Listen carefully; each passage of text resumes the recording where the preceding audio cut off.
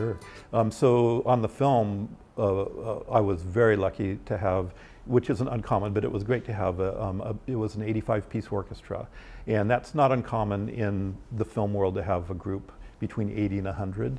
And so for sure, by far the biggest challenge I had in adapting the work of the old songs to Broadway was then reducing that down to 21 musicians.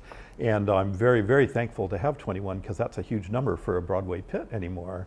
And so I'm extremely thankful to have that number to work with, but it was quite a challenge to reduce from 85 down to 21. And it took a lot of thought process. I really spent a lot of time kind of thinking how I was going to do it because a big part of that is so much of the time in orchestral stuff in Broadway you have to go to synthesizers to cover sounds or whatever, but I really didn't want to do that at all. So I really plotted out the whole path of these songs from the film to reduce them down to where I could always have live musicians playing all the time, and so that it never sounded like, oh, there's a synthesizer sound, And so eventually I kind of figured out it's not a formula, but a process to reduce down and to get it smaller, and still have it sound hopefully cinematic and quite, quite large and lush. That's the goal, and I think, we've kind of accomplished that.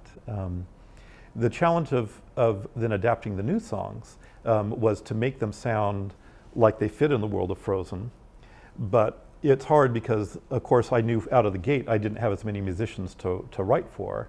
And so I had to kind of figure out how could I make them sound a part of the world of Let It Go or of Love Is an Open Door, but from the start to have Dangerous to Dream still sound like it belongs in that world. And I did the songs from the film first because I thought that would be smarter of a process, that I'd be able to kind of get my lexicon going and be able to get my plan going with something that I knew was my largest target or whatever, if that makes sense. And then I moved into the new songs. And I kind of found that by the time I got to the new songs, I had it sort of sorted out.